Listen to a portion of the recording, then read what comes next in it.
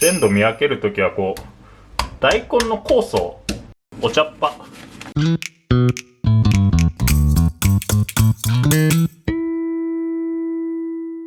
これね、これタコ、タコ使ってタコの柔らかに、作っていきたいと思います。スーパーなんかでよく見かけるゆでだこはね、もうあれあそこからどんなに煮ても柔らかくなんないんですよ。水だこって売ってるんですよね、お刺身用で。生の状態なんで、タコは煮れば柔らかくなるんで、作る時はねそっち買って作ってみてください。タコっていうのはね、結構足だけになっても神経がずっと生きてるんですよね。鮮度見分ける時はこう軽くねはたいてみてね、こうまだ動くようなやつ、鮮度がいいっていう証拠ですね。あんまりはたきすぎるとね魚屋さんに怒られますけど、最初にねこのタコの足っていうのは結構汚れてるんですよ。吸盤に砂が入ってたりだとか、あとぬめりもあるんで、なんでこのぬめりと汚れを洗い流しましょうと。塩少しだけ入れて、で、塩で揉んじゃいます。あんまり塩入れすぎるとしょっぱくなっちゃうんで、そんなに入れずに、こう揉んでるとねぬめりがどんどん出てくるんで、しっかりめに揉んでください。こうどんどん身が硬くなっていくんですよ。この後この硬さを叩いて取るんで、そこは気にしないで大丈夫ですね。タコの色がねこう変わってくるんですよ。でこう色変わってきたら、このねぬめりを洗い流します。ぬめり洗うともうねだいぶ動かなくはなるんですよ、身が。ここでねもう一回ボウルに入れて、今度は何にも入れずにもう一回揉んであげますと。そうするとねこの身に入った塩がある程度は抜けるんで、何も入れずに揉んでもこうやって泡が出てくるんで、これ触ってるとだんだんこうぬめりがなくなっていくのが分かると思うんで、ぬめりなくなったなと思ったら、これで洗い流します。洗ってぬめりが取れたら、ここからねタコをね叩いて柔らかくしていきますと。でね、これねなんで叩いてから煮るとタコが柔らかくなるのかっていうと、タコってこう繊維が結構詰まってるんですよね。でこの繊維を叩いてほぐしてから煮ることで柔らかいねタコの煮物になりますよっていう理屈なんですよ。大根で叩く人もいるし、あとなんかビール瓶とかねそういうので叩く人もいるしで、なんで大根で叩くかっていうと、大根の酵素がこう繊維を柔らかくする効果があるんですよね。なのでそれを期待して大根で叩くなんてねいう人もいますね。例えばこのね冷凍すると繊維が崩れるんで、冷凍かけてから炊く人もいますし、重曹と一緒に炊くなんて人もいますね。タコってどうしても傷がついてるのがいるんですよ。できればね傷がついてないタコの方が炊き上がりは綺麗になるんですけど、このねであんまり強く叩きすぎるとこうやって皮がむけてっちゃうんで、最初からねこういう吸盤とかが取れちゃったりしてるのは絶対いるんで、綺麗なタコだったらこの皮がねなるべくむけないように叩いてあげた方が、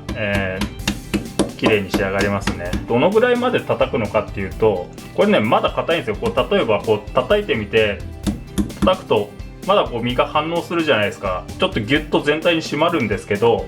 この締まりがもう叩いても締まらなくなるまで、だから結構長いこと叩かないとこの締まりは抜けないんですけど、この吸盤なんかがこうまだ吸い付いてくるようなうちはまだまだって感じですね。このぐらいですね。こうもう叩いても全然反応しないような状態になったら、ここから、茹でていきますと。炊く前にね最初ねパッと湯引きしてからねタコを与えていきますね。でお塩一つまみね、こうやってねタコをこう足の先から入れてあげる。こう何回かこう落とすと足が自然と丸まってくるんで、スッと丸まったら、お湯から上げてあげると。こうしてから茹でるとタコの形がね綺麗に茹だるんで、ここではね火入れる必要ないんで、もうさっとで大丈夫ですね。タコを炊いていきます。昆布だしにこれはお茶っ葉、バンチャーっすね。フィルターかなんかに入れてね、一緒に煮てあげて、これは小豆、小豆適量入れてあげて、大根はねこれ皮むかずに、これは食べるわけじゃなくて、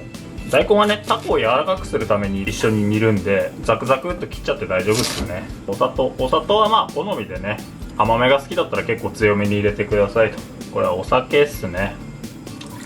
お酒は結構たっぷりめに入れていいと思います。みりんっすね。